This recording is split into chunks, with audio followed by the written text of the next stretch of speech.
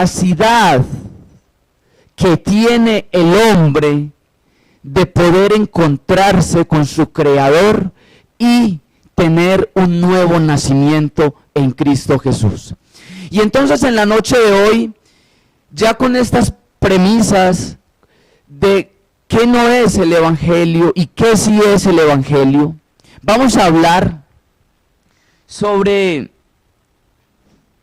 cuál es esa buena noticia que nos presenta el Evangelio del Señor Jesucristo. Decíamos también que el Evangelio por definición es una buena noticia. Cuando uno presenta una buena noticia, es normal que en el rostro de uno se genere una cierta transformación de alegría, los ojos se iluminan, la vida se transforma porque hay que contar algo nuevo, llámese el nacimiento de una nueva criatura o un nuevo ascenso en el trabajo o que se ha adquirido un bien material, etcétera. Hay muchas buenas noticias que nosotros compartimos con nuestros seres queridos y que nos llevan y nos motivan a conseguir nuevos logros. Pues bien, el Evangelio es una buena noticia. Y la buena noticia que presentó el Señor Jesucristo hace 2000 años es lo que Él empezó a decir fue a la gente: miren, hay un reino que está en los cielos. Hay un reino que no pertenece a esta tierra. Eso, para el contexto judío, que fue donde se desarrolló el Evangelio, era bastante novedoso, porque recordemos que Israel desde su nacimiento, allá desde el llamamiento de Abraham y todo lo que fue la formación de esta nación grande, fue una nación que se construyó a base de sangre, a base de sacrificios, a base de espadas, de guerras, y fue una nación que se fue forjando en el dolor. Después, entonces, cuando ya es una nación grande, pues el pueblo prevarica, el pueblo se aparta de los mandamientos dados por el Señor a través de Moisés, y el pueblo se sume en una tristeza muy grande y muy profunda. Y entonces, ese es el contexto en que nos encontramos, donde la enfermedad, ya la lepra era una enfermedad que devastaba, como tenemos hoy enfermedades modernas como el SIDA, el cáncer y otras enfermedades parecidas a unas cantidades incontables de personas. Y el Señor Jesucristo se presenta en este contexto. Además, recordemos que para el momento del Señor Jesús, Jerusalén estaba bajo el dominio del Imperio Romano, es decir, que eran subyugados. Aunque Israel siempre se había creído libre, Israel en ese momento hacía parte del dominio romano. Y entonces, en ese contexto de dolor y de tristeza, aparece un hombre sin apariencia, digamos, de intelectual. Un hombre sencillo, con una vestidura muy humilde, unas chanclas, y va por el desierto y comienza a predicar, comienza a hablar. Se oye la voz en el desierto, se oye una voz, y la voz es: arrepentidos, porque el reino de los cielos se ha acercado. Eso es el núcleo de nuestra gran predicación. El Evangelio del reino de Dios, la buena noticia de que hay un reino que no pertenece a esta esfera natural. Y entonces, claro, eso impactó a la gente, como el Señor Jesucristo, según las Escrituras lo definen, es Dios manifestado en carne. Él que es espíritu, Él conocía ese reino allá.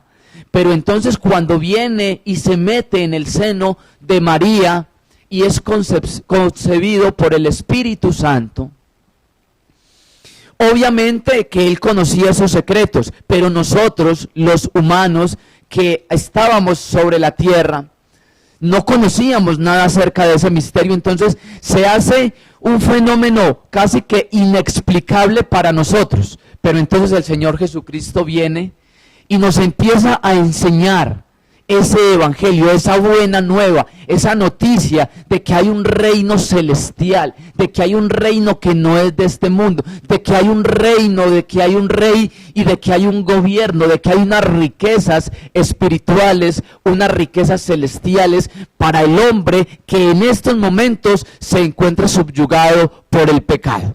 Ese es el núcleo y la esencia de nuestro evangelio, mi querido amigo y hermano.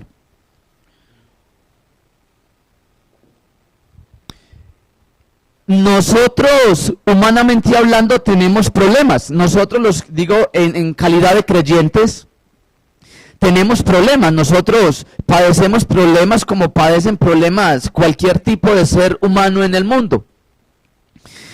De hecho, el apóstol Pablo le escribió a Timoteo en el capítulo número 1, el versículo 8 al 12 es un texto bastante interesante donde Pablo le escribe a Timoteo y le recomienda que los sufrimientos que él está padeciendo es precisamente a causa del evangelio. Primera de Timoteo capítulo 8 capítulo 1 versículos del 8 al 12.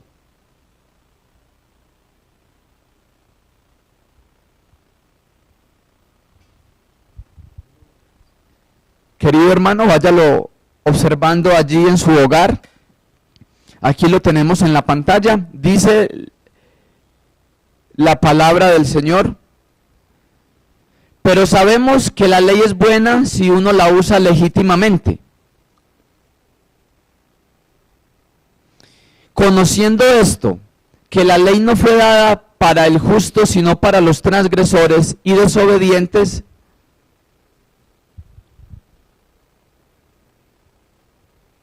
Estamos ubicados, hermanos, en Primera de Timoteo.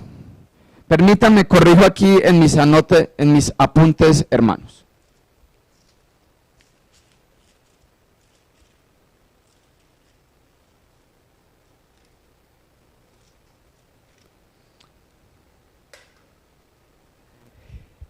Es segunda carta del apóstol Pablo a Timoteo en el capítulo 1, versículos del 8 al 12.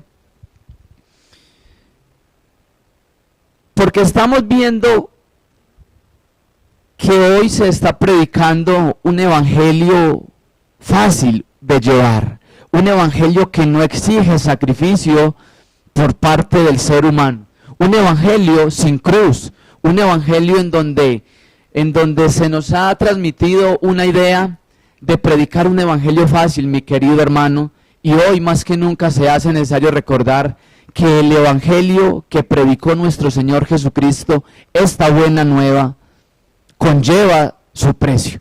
Y entonces aquí el apóstol Pablo le está recomendando a Timoteo y le está diciendo estas bellas palabras. Timoteo, no te avergüences de dar testimonio de nuestro Señor, ni de mí, preso suyo, sino participa en las aflicciones por el evangelio según el poder de Dios,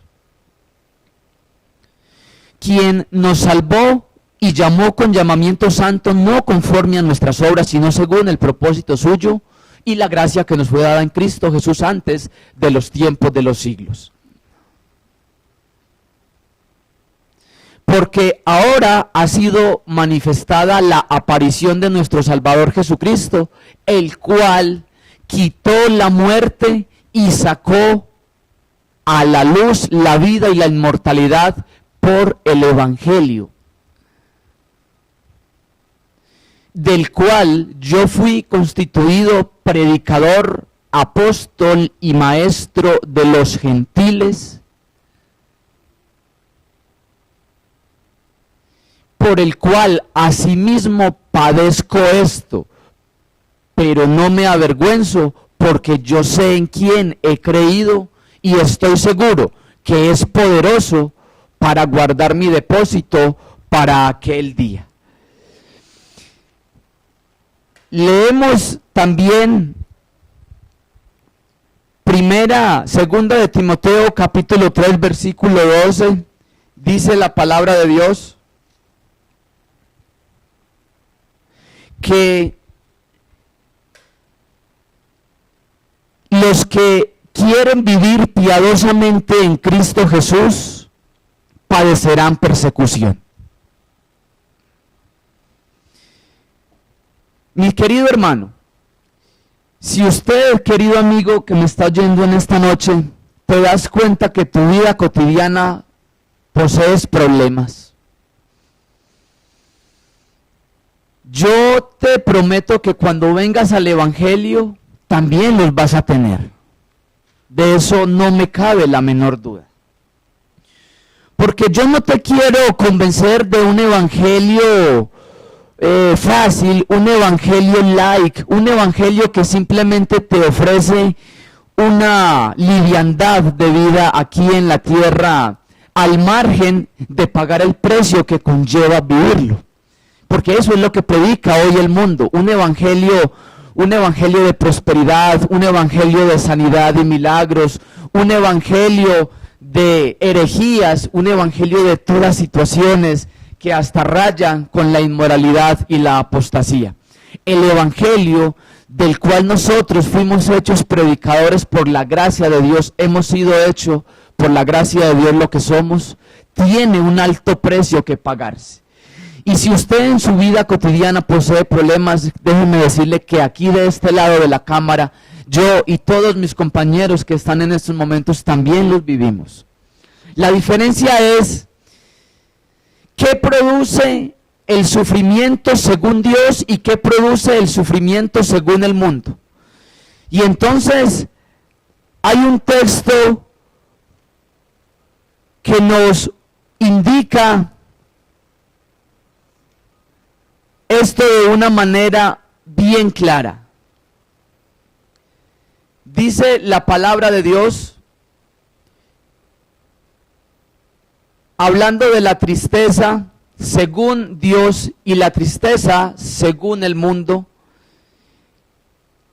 Permítanme regalarles este bello versículo de la palabra de Dios.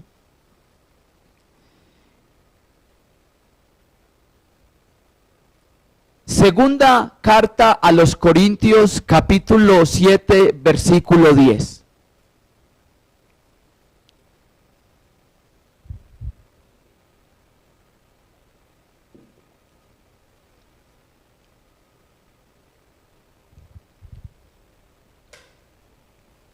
Dice, porque la tristeza que es según Dios, es decir, que en algún momento de llevar o de recibir esta buena noticia del Evangelio, nosotros experimentaremos una tristeza, que eso es fruto de una de las herramientas que trae el Evangelio, que es el arrepentimiento. Luego lo veremos. Entonces dice, la tristeza que es según Dios produce arrepentimiento. Mi querido hermano, mi querido amigo que está escuchándome en algún lugar del mundo,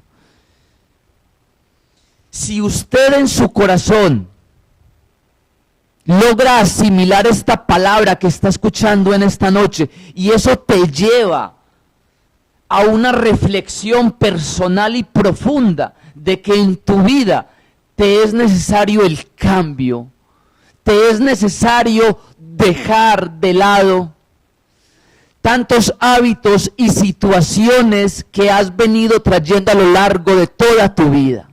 Y eso te produce tristeza. Esta palabra que te estamos diciendo en esta noche te produce tristeza. Déjame decirte que vas por buen camino, porque según la palabra de Dios, esta tristeza que es según Dios produce arrepentimiento para salvación, de que no hay que arrepentirse. Cuando tú y yo hemos estado en contacto directo con la presencia de Dios a través de su palabra, nosotros experimentamos una sensación de dolor, compungidos de corazón. Nosotros experimentamos y hay veces lloramos hasta de manera inexplicable. Esta es una tristeza que es según Dios. Pero hay otra tristeza que dice el mismo versículo, dice, pero la tristeza del mundo produce muerte. Es decir, que tus problemas y tus dificultades, tus ataduras, tus deseos, tus banalidades te están produciendo muerte. Esta es una tristeza que te produce muerte. Porque cuando tú tienes un problema en tu casa con tu pareja, por poner un ejemplo, y no conoces a Dios, al pensamiento lo primero que llega es el desahogo en un bar, o el refugio en las drogas, o el refugio en otros brazos. Y aparentemente se le está al problema dando una solución, pero lo que realmente está pasando es que el dolor se está incrementando. Porque esta tristeza, que es según el mundo, casi nunca lleva al hombre al arrepentimiento. Un preso en una cárcel es capturado en fragancia delictiva y llevado preso. ¿Y qué hace el hombre allí? ¿Será que eso se pone a llorar en la cárcel porque hizo el mal y porque ofendió o mató a alguno? No. Allí es donde antes se pone a tramar la venganza o cómo fugarse de la cárcel. Pero déjeme decirle que cuando tú escuchas la palabra de Dios, esa buena noticia de que el Señor Jesucristo nos abrió un espacio en el cielo, del cual Él mismo es el fundador, el arquitecto, y nos extiende su mano para que nosotros podamos alcanzarlo, simplemente abrirlo con la llave del arrepentimiento. Esto, mi querido hermano, esto es una bendición que, como diría el apóstol Pablo, es inenarrable, es incontable, es indecible. Es una alegría, hermano, y déjeme expresárselo con toda alegría. Mi corazón se alegra en esta noche al poder predicar esta palabra, de saber que usted que me está escuchando ya fue salvo por la gracia de Dios, y usted, tal vez, mi querido amigo que está en sintonía con nosotros, también está teniendo esa gran posibilidad. Entonces, el Señor Jesucristo predicó esa buena noticia del Evangelio, el Evangelio, la buena nueva. Hay un reino que está en los cielos, un reino que está al alcance de los pecadores, un reino que no es ni siquiera para los que, bueno, el Evangelio en términos generales es un Evangelio universal para todo aquel que cree. Pero la Biblia es específica y enfática al decir que el Evangelio del reino de los cielos es predicado a los pobres. Y si el Evangelio del reino de los cielos es predicado a los pobres, es porque usted y yo tenemos la capacidad de acceder a él. Y entonces dice el Señor Jesucristo: el reino de los cielos se ha acercado, arrepentíos y creed en el Evangelio. El primer paso que tú, querido amigo que me escuchas, debes de dar en este camino es creer que hay un reino en los cielos. Después de que tú creas que hay un reino en los cielos, ya tienes medio reino ganado. La otra mitad consiste entonces en la fe a lo que has creído. Yo siempre pongo un ejemplo cuando hablo de este tema, de cómo la persona que cree obedece. Me explico. Yo estoy en algún lugar desorientado, buscando una dirección, y alguien pasa a mi lado y yo le pregunto, le digo: venga acá, hágame un favor, ¿dónde queda esta dirección? Él me dice esto y me da las indicaciones, esto queda allí a la vuelta, en fin, me indica. Si yo le creo a él, le obedezco lo que él me dijo. Pero si yo no le creo, yo puedo ser educado y decirle: bueno, muchas gracias, hasta además le puedo prometer, sí, yo voy. Pero me quedo ahí en el mismo punto, no me muevo, porque no le creo, no le creo.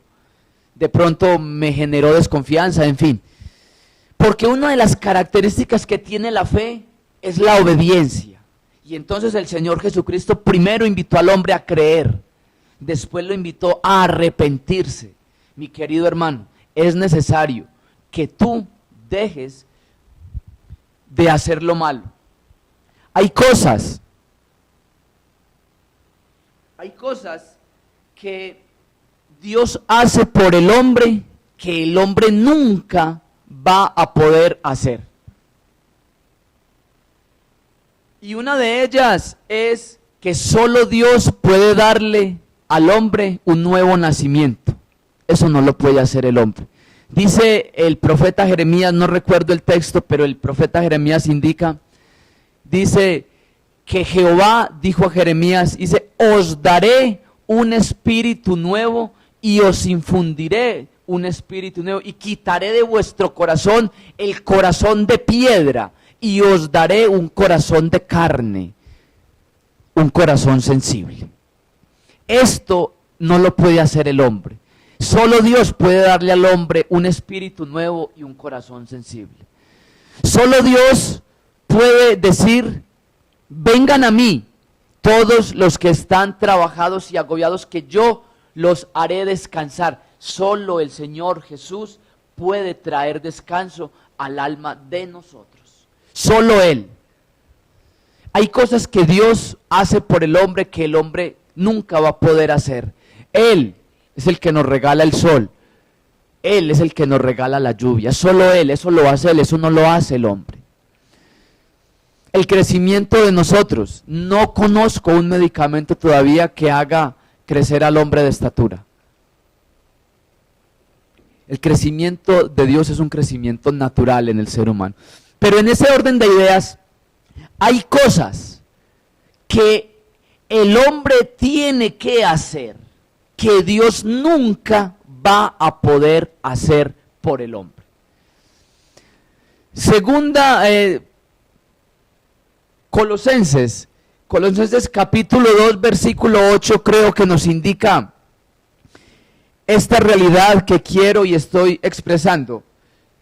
Hay cosas que el hombre debe de hacer que Dios nunca va a poder hacer.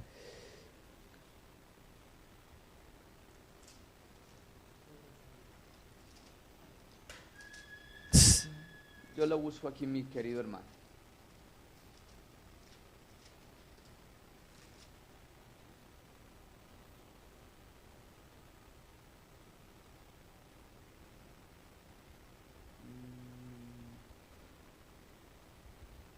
El texto dice,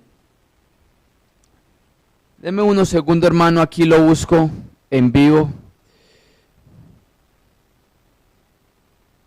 Gloria a Dios por la tecnología, bien usada. El texto nos indica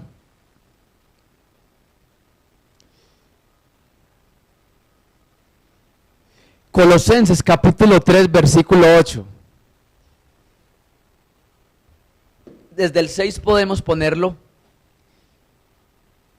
Que el evangelio que estamos predicando en esta noche, mi querido amigo y hermano,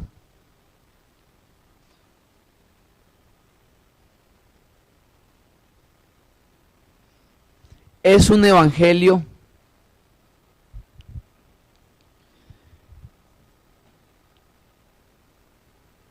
que toma en cuenta la voluntad del hombre. Dios no te va a violentar. Dice la palabra de Dios en el capítulo 3, versículo 5, le dice el apóstol Pablo a la iglesia en Coloso, le dice esto. La Biblia es de detalles, lea conmigo este primer renglón, dice, haced morir pues lo terrenal en vosotros. Cuando la Biblia dice haced morir, nos está indicando que el deber de hacer morir lo terrenal nos corresponde a usted y a mí. El verso no dice, como dice el profeta Jeremías, yo, dice Jehová, os daré un espíritu nuevo. O sea, eso lo hace Dios. Pero en esta ocasión el versículo nos dice, haced morir. Es decir, es un trabajo que nos corresponde hacerlo diariamente, a ti y a mí, querido hermano. Seguimos leyendo el texto y dice, haced morir pues lo terrenal en vosotros. Y nos dice qué es lo terrenal, 2 puntos. Fornicación, impureza, pasiones desordenadas, malos deseos y avaricia, que es idolatría. Dice cosas por las cuales la ira de Dios viene sobre los hijos de desobediencia. Y aparece aquí, dice, en las cuales vosotros también anduvisteis en otro tiempo cuando vivíais en ellas. Gloria a Dios que ahora nos ha hecho un hombre nuevo. Dice el verso número 8, dice, pero ahora dejad también vosotros. El verso no dice, Dios hará dejar en vosotros. Dice enfáticamente, dejad también vosotros todas estas cosas, 2 puntos. Ira, enojo, malicia, blasfemia, palabras deshonestas de vuestra boca. Son 2 imperativos categóricos en donde se nos invita a la acción, una acción continua, pero de parte de nosotros hacia Dios. Obviamente, ya vamos finalizando, que el hombre que está atado por el pecado, porque el pecado tiene poder. De lo contrario, el hombre podría liberarse del pecado cuando quisiera, pero el hombre está atado por el pecado. El hombre no puede librarse de estas cosas.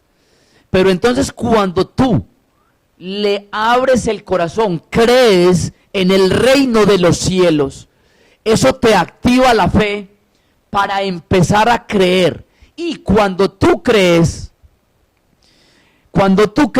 en tu corazón, entonces el Espíritu de Dios viene a tu vida y a la mía. Y entonces ya no somos usted y yo, mi querido hermano y amigo, luchando en la carne tratando de hacer morir estas cosas, sino que entonces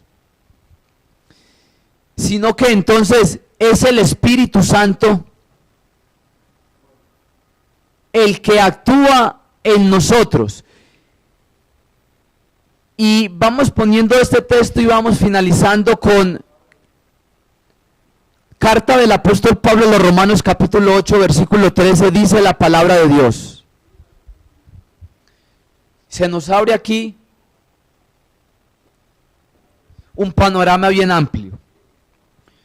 El hombre sostiene una gran lucha entre la carne y el espíritu. Romanos capítulo 13 nos dice la palabra de Dios.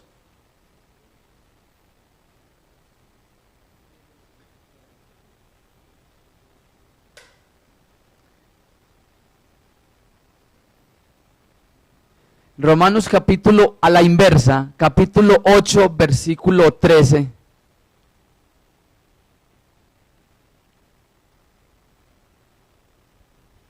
Dice la palabra de Dios, mi querido amigo, mi querido hermano, porque si vivís conforme a la carne, moriréis. Mas si por el Espíritu, es necesario el Espíritu Santo en nuestras vidas para poder hacer morir lo terrenal en vosotros.